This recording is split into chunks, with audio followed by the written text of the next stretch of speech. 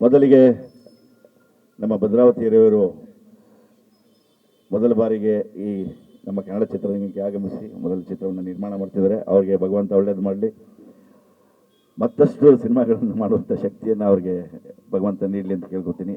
And Arasu ಅಂತಾರೆ ಅವರಿಗೆ, ಇದು 2ನೇ ಸಿನಿಮಾ. ಲವ್ ಇನ್ ಮಂಡ್ಯ ಅಂತ ಮಾಡಿದರು. ಈ ಸಿನಿಮಾ ಲವ್ ಇನ್ ಇಂಡಿಯಾ ಆಗಲಿ ಅಂತ ನನ್ನ ಒಂದು ಭಾವನೆ, ಆಸೆ.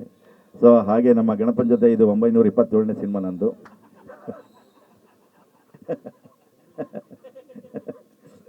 ಸೊ ಒಂದು ಒಳ್ಳೆ ತಂಡವನ್ನು ನಮ್ಮ ಅರಸು ಕಟ್ಕೊಂಡು ಒಂದು ಒಳ್ಳೆ ಸಿನಿಮಾ ಮಾಡೋಕ್ಕೆ ಅಂತ ಹೊರಟಿದ್ದಾರೆ.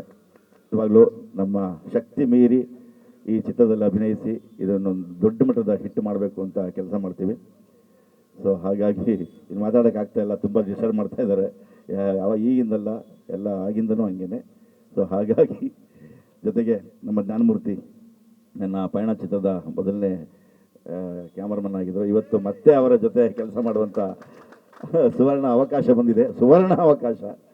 ಹಾಗೆ ಶ್ರೀರಾಮನವಮಿಯ ದಿನದಂದು ಹನುಮಾನ್ ಚಿತ್ರದಲ್ಲಿ ನಟಿಸಿದಂಥ ನಮ್ಮ ಅಮೃತ ಅಯ್ಯರವರು ಇಲ್ಲಿಗೆ ಬಂದಿದ್ದಾರೆ. ಇದೊಂದು ಸಂತೋಷವಾದ ವಿಚಾರ. ಅವರ ಬಾಯಲ್ಲಿ ನಮ್ಮ ಕನ್ನಡ ಚಿತ್ರದ ಬಗ್ಗೆ ಏನಂತ ಹೇಳ್ತಾರೆ ಅಂತ ಕೇಳೋಣ. Thank you.